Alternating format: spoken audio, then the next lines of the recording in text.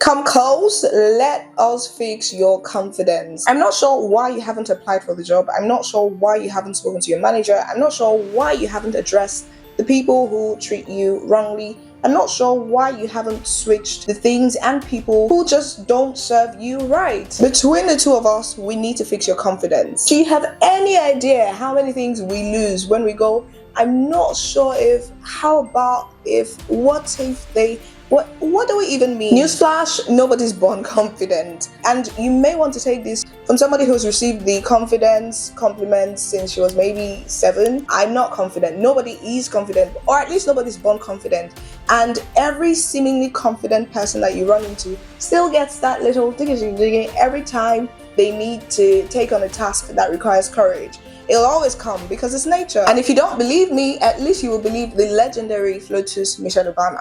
Our entire lives, and I don't care how far you go, whether you go to the White House, you are constantly batting away those negative messages of being not enough. There is still always the sense of, am I good enough? Really? Because while Even the now? confidence, and that's the work that I'm doing. Like, if it's not enough now, I'm telling myself and my therapist, then it won't be enough. And that is Madame Michelle, who will deliver a speech, attention commanding. She's in charge of the conversations. She addresses whoever needs to be addressed. We've seen it here and again. She'll do it respectfully, but she'll do what needs to be done. All I'm trying to say is there are subtle things that can keep you running on the confidence of 100, even on days when you feel like a 0. There are things that I've applied throughout my whole life. Even today, I didn't feel like filming. I didn't, because I haven't filmed in so long, except the gratitude video that I did as an introduction, or the, welcome to 2026 video. You know how when you leave your craft for a while, if you come back, you're like a learner again. So I didn't really feel like it. But the things I'm about to share with you is the reason I will talk to you like I know what I'm saying. I'm delusional enough to carry a camera, set it up, and address whoever cares to listen. Do I really know? We'll find out. While we're at it, I just want to mention that I'm aware that most of you are not subscribed. Maybe not most, but some of you are not subscribed. And I'm not sure why, because it's free. It costs you nothing and you won't be charged. So please hit the subscribe button, hit the like button, hit the button. YouTube has a new feature. It's called the hype button. If you find it there, hit it. If you don't find it, go on, hit the other buttons. Leave a comment. To subscribe and share the video. Share it with your friends. Share it with people that you know that some people fidget. They don't have the confidence, and what you can do to help them is share quality materials with them. Tip number 1, build content. Real confidence, the type that has no need to compare you to anyone else, and that will not even notice what anyone else is doing except for the sake of appreciating them, will have to come from knowing that you have done, are doing, or will do your best to cater to the skills that need to be sharpened. Learn the skill or skills that are required in the area that you are trying to build confidence in. There is no two ways about it. If you manage and just fake it till you make it type of appear, soon enough somebody with real content will come and you will be intimidated. You will start to throw jabs, and someone else will catch it in the room that something's wrong with the way that you're behaving. Meanwhile, you're overcompensating for the way that you feel, because their confidence will expose your lack of real confidence. You have to build content, my dear. And when I found that little video of legendary FLOTUS Michelle Obama, it quickly came to mind. She went to Harvard. By the way, she's a lawyer. She went to Harvard, she went to Princeton, and she's worked. I remember in her book, Becoming, she talked about climbing all the way to a top law firm, the type where they rarely would take black people in America. And I think she was even President Obama's senior or something like that.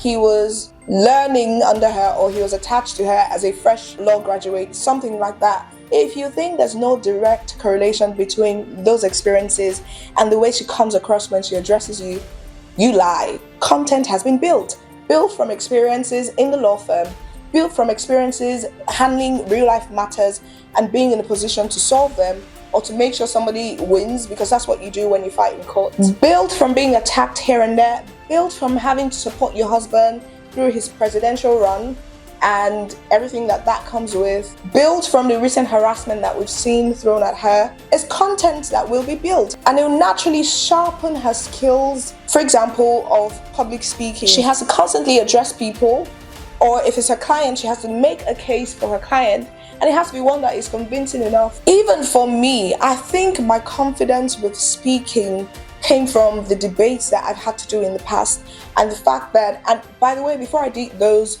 I was worried as heck. I don't know if there's a thing like that, but I was shy, fidgeting, but somehow I'd manage, and maybe it wasn't so bad, or maybe it was bad, but now I'm better. I feel like I can do it again and it will be better. And then eventually, after a while, I can do an impromptu speech. After a while, I now read the news. It naturally won't be that hard for me to get through a conversation. Number 2, seemingly superficial things like how you look, sweetheart, will go to the root of your confidence. And here's why: we live in a superficial world. Nobody has time to dig into your mind and find what you're about or what you're made of before deciding whether it's not even possible. Naturally, somebody sees you and will decide that they want to talk to you before they eventually talk to you. It's just the way, because they meet you and what you look like before they meet your mind and what your mind works like. So as a woman, learn to fix your hair, do a little bit of makeup, maybe not even makeup, but keep things tidy, wear an outfit that flatters you. For a man, fix your beard, do your lining, whatever makes you feel like, yeah, I look nice now and I can step out. Fix it. Backstory to how I started this YouTube channel is I struggled so much with acne. Acne, by the way, it wasn't something that I made for myself, because I was heavily into skincare. I was trying my best. I was doing this and doing that before I found out, oh, certain skin types will normally be prone to acne, and until you learn to cater to your skin according to your skin type, you might have to deal with acne, and it will make me look down instead of looking up when I was walking into a room or when I was talking to someone. I just felt inferior sometimes, and it wasn't anything that anyone did. It was just me, and knowing that I looked a certain way that wasn't the most presentable.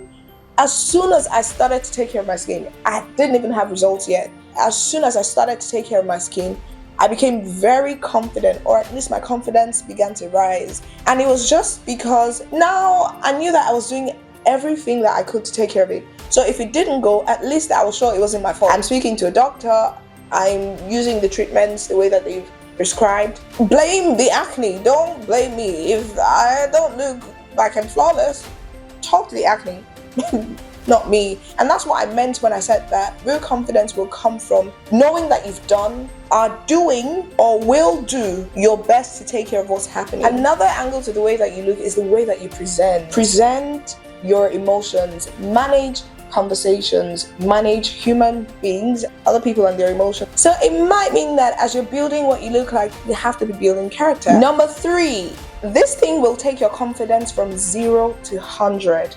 Much more than learn, do. Much more than set goals, do them. Much more than target, do.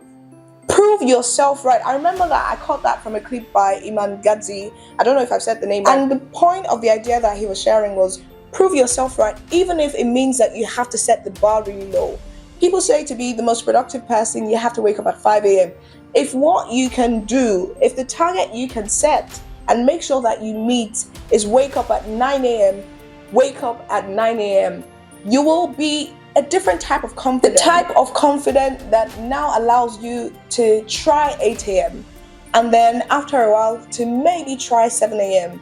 It's the from within confidence that makes you feel good about having said that you were going to do something and having actually done it. Your brain gathers evidence, your brain gathers data, it knows when you're being fraudulent with yourself, and because it is hardwired to protect you, you will feel afraid, anxious, or not ready if you haven't done the things that would have prepared you for it. It knows that you're not ready for it. And I'm not referring to the little tingle that I talked about at the beginning when I said for every time you have to take on a task that requires courage, you might feel it.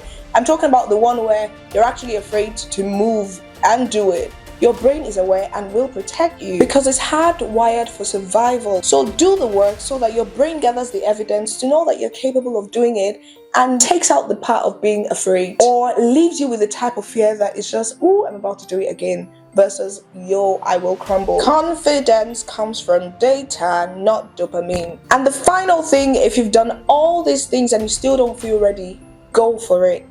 Do it regardless of how you feel. Any doubt that you feel in that moment will be the type of doubt that is healthy. I don't know where I stumbled upon an information about doubt being a powerful thing, but it was a write-up or a material. I'll probably link it in the description box. But it had something to do with doubt being the reason why you put yourself in check, so that you don't get so complacent that you're not doing enough work now. You now so trust your abilities that you don't do enough work.